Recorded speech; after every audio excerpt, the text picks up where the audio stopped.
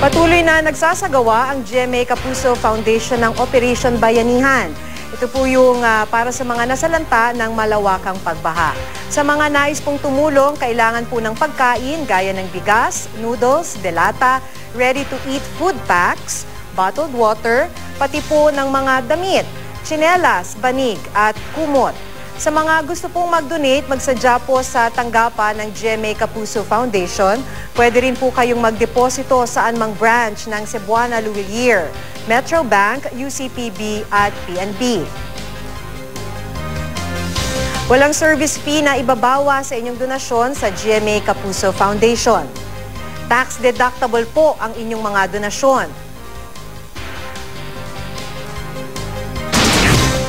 Kakapasok lang na balita, nag-overflow na raw po ang Lamesa Dam at kumuha po tayo ng detalye kay Danny Flores, ang hydrologist ng Pag-asa.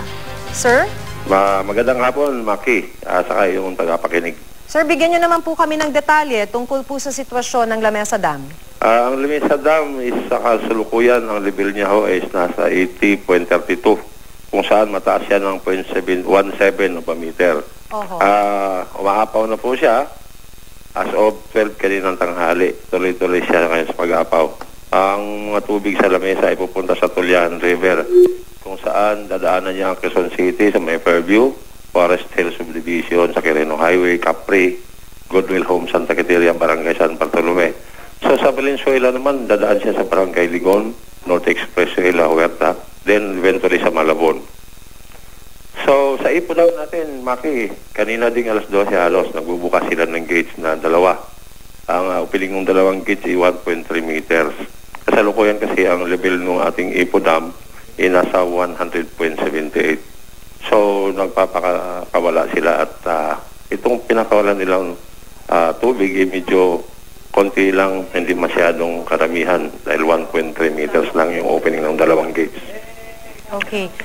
So sir, sa ngayon po, ibig sabihin katulad po nung nabanggit ninyo, no, pupunta po yung tubig sa may Tulyahan River. Tulyahan River, yes. So sa ngayon po, kailangan po bang talagang lumikas na yung mga nandun po, ano, sa gilid ng Tulyahan River?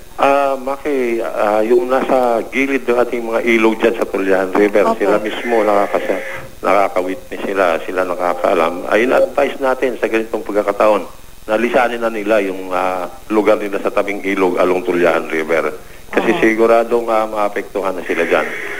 Sir, sabihan nyo naman kami, ano po ng detalye, ano po yung mga lugar na inaasahang babahain dahil nga po dito sa ng Lamesa Dam?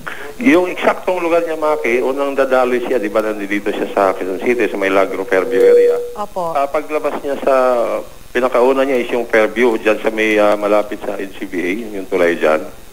Dyan siya lulusad. Then Forest Hill Subdivision, tuloy-tuloy na siya along sa Quirino, then sa Capri. Lahat ito sa Quezon City, Goodwill Homes, Santa Quiteria, then Barangay San Bartolome sa Quezon City ito.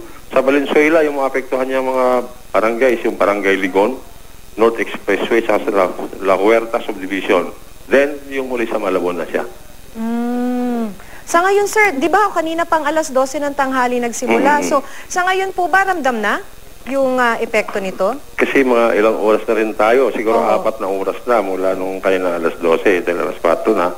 Kanina kasi nag-umpisa siya at 10.17, 80.17. So, tumaas pa siya ng 80.32. So, tuloy-tuloy lang ito, Maki, kasi walang gate ang Lamesa. Pagdating sa 80.15, tuloy-tuloy lang siyang pagdaloy doon sa Tulyahan River.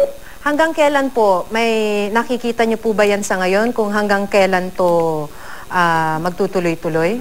Alam niyo, Maki, pagka nandyan pa yung ulan, kagaya nung pag-uulan kanina, in-expect pa rin natin dito na meron tayong pag-ulan, ay tuloy-tuloy pa yan siyang maapaw kasi kumbaga basa na yung lupa natin, hindi lang makaka-absorb ng ulan pa.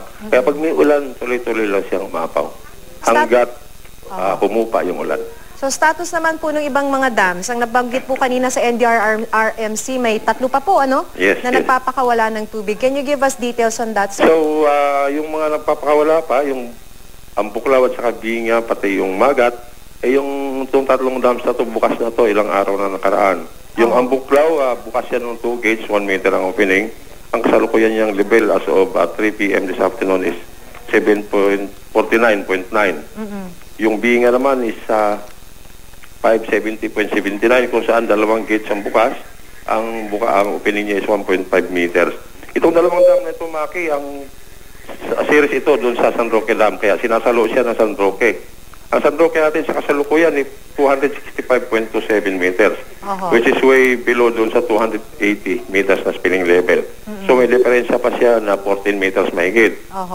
So medyo malayo pa, kayang-kaya pa ng San Roque absorb yung mga pagpakawala ng Binga at Ambuklaw. Sa Magat naman, sa Magat, isang gate ang bukas, 1 meter ang bukas niya doon sa isang gate. Ang level niya is 191.12. So, ito sa ngayon sa kasalukuyan, as of 3 o'clock this afternoon, ito yung mga bukas na mga dams natin. Ayun. So, pero I understand po yung Binga at saka yung Ambuklaw. Sinasalo naman po talaga siya ng San Roque, kaya hindi pa po talaga siya nakaka-apekto, no? Hindi pa siya nakaka-apekto. Ang San Roque, pag nagpakawala, apektado na sigurado ang Pangasinan. Pero yung isa po, Magat. Yung Magat naman po, dahil may isang gate po na bukas, nakaka-apekto po ba siya? Sa laki ng Magat River at dadaloy siya eventually sa Cagayan River, Maki, parang hindi siya masyadong ramdam. Sa isang gate lang ito 1 meter lang ang opening nito. Mabuti naman po. So, maraming salamat po sa inyo. So, maraming salamat din, Maki, sa iyong tapakinig. Good afternoon. Okay. Maraming salamat, Danny Flores, ang hydrologist ng Pag-asa.